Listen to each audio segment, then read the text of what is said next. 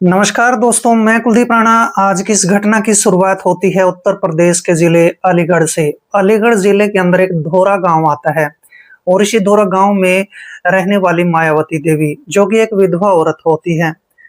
मायावती के पास अपने दो बेटे होते हैं। बड़े बेटे का नाम सुरेंद्र होता है, जिसकी उम्र मात्र 18 साल के आसपास की होती है, और छोटे बेटे का नाम मोहन होता है, जिसकी उम्र 16 साल के आसपास की होती है। मोहन फिलहाल 11वीं कक्षा का छात्र होता है। मायावती के पास अपने 4 एकड़ जमीन होती है। 4 एकड़ जमीन से कुछ इतना पैसा कमाया जाता था कि जिससे इसके घर का गुजारा अच्छे तरीके से चल जाया करता था। लेकिन दूसरी तरफ सुरेंद्र, जो कि बड़ा बेटा होता है, वो एक आवारा किस्म का लड़का बन जाता है। सुरेंद्र देखने में बेहद काले रंग का होता है, जिसके कारण उसकी 2 शादियां टूट चुकी होती हैं। अब सुरेंद्र गलत संगत में भी पड़ जाता है। वह अपने दोस्तों के साथ बैठकर शराब भी पीने लगता है। लेकिन इस बात के बारे में मायावती को जरा से भी भनक नहीं होती है। थोड़ा वक्त गुजरने के बाद सुरेंद्र को सबसे बड़ी गंदी लत ये लग जाती है कि वह गांव की ही एक विधवा महिला, जिसका नाम श्वेता होता है, उसके घर पर आना जाना शुरू कर देता है। वह रात के 9 बजे के आसपास हर रोज उसके घर पर जाया करता था और वक्त गुजारा करता था। इस तरीके से थोड़ा वक्त गुजर जाने के बाद एक दिन ऐसा भी आ जाता है जिसमें रात के तकरीबन 10 बजे के आसपास सुरेंद्र उस विधवा औरत श्वेता के घर पर चला जाता है। श्वेता उससे कहने लगती है कि मुझे 20,000 रुपयों की सख्त जरूरत है। अगर तुम मुझे आज 20,000 रुपये नहीं देते हो तो आज के बाद मेरे घर पर मत आना। जिसके कारण सुरेंद्र वहां पर परेशान हो जाता है। सुरेंद्र कहने लगता है कि मेरे पास देने के लिए तुम्हें 20,000 रुपये नहीं है। तो फिर वो विधवा महिला श्वेता उसको धमकी देती है कि आज के बाद मेरे घर पर मत आ जाना। अब सुरेंद्र उसी रात जो है अपने घर पर वापस आ जाता है, और जैसे वो घर पर आता है तो अपने भाई मोहन और अपनी माँ मायावती को कहने लगता है कि मुझे आज ही 20,000 रुपयों की सख्त जरूरत है। मुझे किसी को उधार देने हैं। इस बात पर मायावती अपने बेटे सुरेंद्र को काफी देर तक समझाती है, साथ में उसका छोटा भाई मोहन भी उसको समझाता है। लेकिन वहां पर सुरेंद्र जिद पर अड़ जाता है कि मुझे 20,000 रुपये जरूर चाहिए। अब उसका जो छोटा भाई मोहन होता है, वो अपने भाई की सारी हरकतों को जानता था। मोहन अपने बड़े भाई सुरेंद्र को कहने लगता है कि उस विधवा औरत के लिए हमारे पास कोई भी पैसे नहीं है। इस बात पर सुरेंद्र चिढ़ जाता है। सुरेंद्र अब अपने भाई मोहन को कहने लगता है कि हमारे पास 4 एकड़ जमीन है, उसमें आधी जमीन मेरी भी है। मैं सुबह अपनी आधी जमीन का बंटवारा चाहता हूँ। इस बात पर मोहन को भी गुस्सा आ जाता है। दोनों भाइयों में झगड़ा शुरू हो जाता है। झगड़ा इतना ज्यादा बढ़ जाता है कि सुरेंद्र अपने छोटे भाई मोहन की पिटाई कर देता है। अब मोहन भी कम नहीं होता है। मोहन अपने बड़े भाई सुरेंद्र को 2-4 थप्पड़ मार देता है, जिसकी वजह से सुरेंद्र उसी रात अपने घर से बाहर निकल जाता है और जाते जाते अपने भाई मोहन को धमकी देकर जाता है। अब इसके बाद सुरेंद्र अपने चाचा रामवीर के घर पर चला जाता है। सुरेंद्र का चाचा रामवीर, जो कि एक पुलिस डिपार्टमेंट के अंदर पुलिस दरोगा के पद पर आश्रित होता है, लेकिन रामवीर एक भ्रष्ट पुलिस ऑफिसर होता है। वह लोगों के काम करने के लिए बदले में उनसे रिश्वत लिया करता था। और आज के समय में सुरेंद्र जब अपने चाचा रामवीर के घर पर चला जाता है तो पूरी कहानी अपने चाचा रामवीर को सुना देता है। वह कहने लगता है कि मैंने 20,000 रुपये मांगे थे, वो मुझे नहीं मिले हैं। अब उसका चाचा रामवीर, जो कि पुलिस दरोगा होता है, उसके कान भरना शुरू कर देता है। वह कहने लगता है कि तुम्हारे माँ के पास 4 एकड़ जमीन है, आधी जमीन के तुम हिस्सेदार हो, तुम मालिक हो, और तुम ऐसा करो, उनसे आधी जमीन अपनी मांग लो, आधा हक अपना छीन लो। और इस तरह से अब रामवीर अपने इस भतीजे सुरेंद्र के कान भरना शुरू कर देता है। रात के समय में ही रामवीर अपने भतीजे सुरेंद्र को 20,000 रुपये देता है और कहता है कि ये एक कर्ज के तौर पर दे रहा हूँ, ब्याज समेत तुमसे वसूल करूंगा। और इसके बाद सुरेंद्र उन 20,000 रुपयों को लेकर रात के समय में ही विधवा महिला श्वेता के घर पर पहुंच जाता है।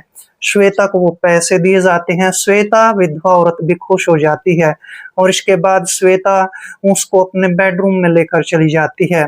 और इस तरह से ये दोनों ही आज की रात पूरी गुजार लेते हैं। जैसे ही सुबह के समय होता है तो सुबह के समय रामवीर पुलिस दरोगा अब मायावती के घर पर पहुंच जाता है। मायावती को कहने लगता है कि तुम्हारा बेटा सुरेंद्र रात के समय मेरे पास आया था, वो मुझसे 20,000 रुपए लेकर गया है। अब मायावती अपने इस देवर पुलिस दरोगा रामवीर को कहने लगती है कि तुम्हें उसको 20,000 रुपए नहीं देने चाहिए थे, वो ऐसा ही सारे पैसों को बर्बाद कर देगा। वह विधवा महिला श्वेता के पास जाता है, उस पर काफी मेहरबान है। अब पुलिस दरोगा जो रामवीर होता है, इसकी नजर मायावती पर खराब हो जाती है। मायावती अपने घर में आज अकेली होती है। उसका छोटा बेटा जो कि मोहन होता है वो स्कूल में जा चुका था और दूसरी तरफ बड़ा बेटा सुरेंद्र शराब के नशे में धुत होकर विधवा महिला श्वेता के घर पर पहुंच चुका था। अब रामवीर इस विधवा औरत मायावती का फायदा उठाना चाहता था, लेकिन फायदा उठाने से पहले रामवीर कहने लगता है कि मैंने उसको 20,000 रुपए तो दे दिए हैं, वो तो मैं उससे वसूल कर ही लूंगा, लेकिन तुम्हारे पास जो 4 एकड़ जमीन है उसमें से 2 एकड़ जमीन सुरेंद्र की भी है। और इसके बाद मायावती अब अपने इस देवर को कहने लगती है कि तुम हमारे घर में आग लगाने का काम मत करो, लेकिन वहां पर पुलिस दरोगा अब इसको घर के अंदर अकेली देखकर इस पर हाथ डाल देता है। जैसे हाथ डाला जाता है, इसके साथ छेड़छाड़ की जाती है, तो मायावती अब अपने इस देवर रामवीर पुलिस दरोगा के गाल पर एक थप्पड़ मार देती है। अब ये रामवीर भी चिढ़ जाता है और कहने लगता है कि इस थप्पड़ का जवाब मैं तुम्हें जरूर दूंगा। और इस तरीके से आज के समय में तो पुलिस दरोगा अपने घर पर चला जाता है, लेकिन जैसी एक तारीख आती है जिसमें 18 अगस्त 2025 का दिन आ जाता है। सुबह के तकरीबन 8 बजे के आसपास मायावती का छोटा बेटा मोहन अपने स्कूल में पढ़ाई करने चला जाता है और मायावती का जो बड़ा बेटा सुरेंद्र होता है वह शराब के नशे में धुत होकर श्वेता विधवा महिला के घर पर चला जाता है। मायावती अब सोचने लगती है कि घर में सब्जी भी नहीं है, खेतों में सब्जी लगी है, आज मैं सब्जी तोड़ने के लिए खेत में जाती हूँ। और मायावती उसी समय सुबह के 9 बजे के आसपास अपने खेतों में चली जाती है। खेतों में जाकर वह सब्जी तोड़ना शुरू कर देती है। लेकिन दूसरी तरफ जो पुलिस दरोगा रामवीर होता है वो आज अपने पुलिस स्टेशन में नहीं जाता है, बल्कि वह तो शराब पीने के लिए अपने एक दोस्त करनैल को लेकर खेत में पहुंच जाता है। ये दोनों नहीं जानते थे कि मायावती भी आज खेत में गई हुई है। जैसे ही करनैल और साथ में रामवीर पुलिस दरोगा ये दोनों ही देखते हैं कि आज तो मायावती भी खेत में है, तो फिर इसके बाद ये दोनों ट्यूबवेल पर बैठ जाते हैं। दोनों वहां पर शराब पीना शुरू कर देते हैं।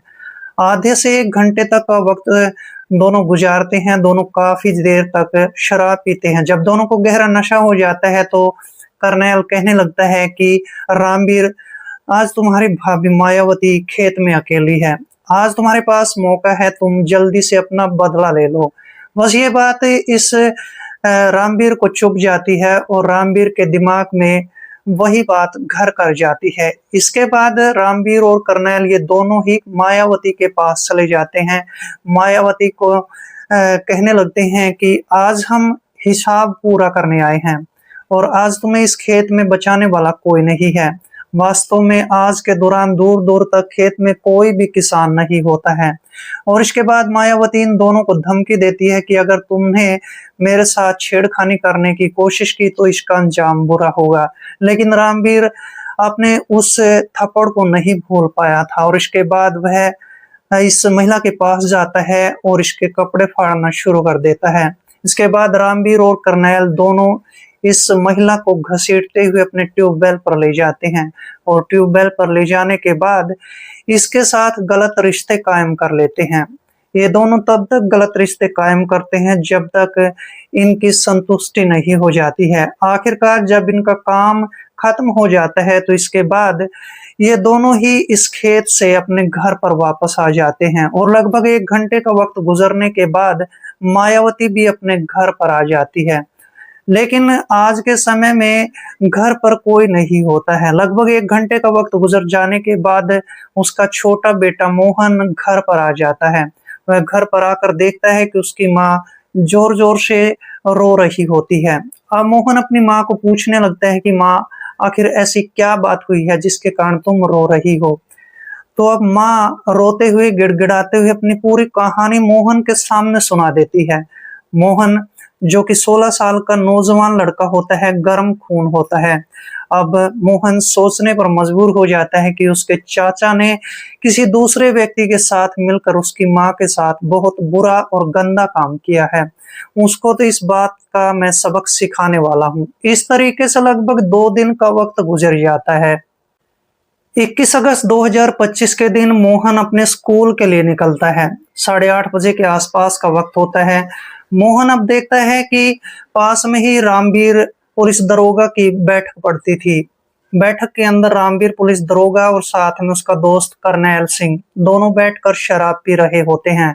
दोनों को काफी नशा भी हो चुका होता है। अब मोहन जैसे ही इन दोनों को नशे की हालत में देखता है तो उसको अपनी माँ वाली बात याद आ जाती है। मोहन इसी मौके की तलाश में होता है और मोहन तुरंत अपने घर पर वापस आ जाता है। उसकी माँ बाथरूम के अंदर स्नान कर रही होती है और लड़का देखते ही देखते अपने घर के अंदर से तलवार उठाता है। तलवार उठाकर वह रामवीर पुलिस दरोगा की बैठक में पहुंच जाता है और फिर इसके बाद देखते ही देखते रामवीर के ऊपर तलवार से कई वार कर देता है। सबसे पहले तो रामवीर का एक हाथ काट दिया जाता है। गर्म खून होता है, गर्म खून होने की वजह से उसका दिमाग भी आज पागल हो चुका था एक तरह से। और फिर इसके बाद मोहन यहीं पर नहीं रुकता है। करनैल के ऊपर भी कई बार तलवार के साथ वार किए जाते हैं। जैसे जैसे मोहन इस करनैल के सीने पर कई वार कर देता है तो करनैल वहीं पर अपना दम तोड़ चुका होता है। मोहन देखता है कि ये करनैल बिल्कुल मृत अवस्था में हो चुका है तो फिर यहाँ पर मोहन अब सोचने लगता है कि क्यों ना अपने इस चाचा का भी यही हाल कर दिया जाए। और इसके बाद मोहन यही नहीं रुकता है, वह अपने चाचा के ऊपर तलवारों से कई बार वार करता है। उसकी छाती पर कई तलवारें मारी जाती है, यहाँ तक कि गर्दन में भी एक तलवार मार दी जाती है, जिसके कारण पुलिस दरोगा रामवीर मौके पर ही दम तोड़ चुका होता है। और इस तरह से वहां पर लगभग एक तरह से कोहराम मच जाता है। गांव के सभी लोग वहां पर इकट्ठा होना शुरू हो जाते हैं। अब पड़ोसियों में से एक पड़ोसी जिसका नाम संजू होता है नजदीकी पुलिस स्टेशन में फोन कॉल करता है, मौके पर पुलिस को बुला लेता है। जैसे ही पुलिस वहां पर पहुंचती है तो देखती है कि एक पुलिस दरोगा जो कि नशे में धुत होता है वो मृत अवस्था में पाया जाता है, साथ में उसका दोस्त करनैल भी मृत अवस्था में पाया जाता है। इसके बाद पुलिस गांव वालों से पूछताछ करती है तो गांव वाले कहने लगते हैं कि एक लड़का है जिसकी उम्र 16 साल के आसपास की है और उसका नाम मोहन है, उसने ही इन दोनों की हत्या कर दी है। और इसके बाद पुलिस मोहन को तलाशना शुरू कर देती है।